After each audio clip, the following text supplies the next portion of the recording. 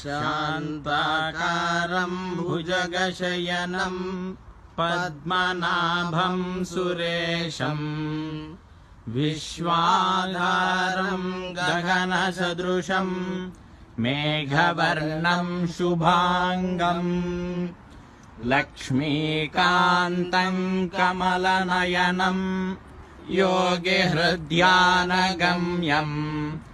వందే విష్ణుం భవభయహరం సర్వలోకైకనాథం.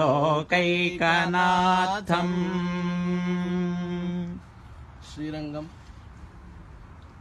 శ్రీ రంగనాథ స్వామి యొక్క దివ్య గోపుర దర్శనం ద్వారా శిఖర దర్శనం పాపనాశనం అన్నట్లుగా ఈ యొక్క దర్శనం వల్ల మన అందరి పాపాలు కూడా నశించాలి. రంగనాథుడి యొక్క దివ్య అనుగ్రహము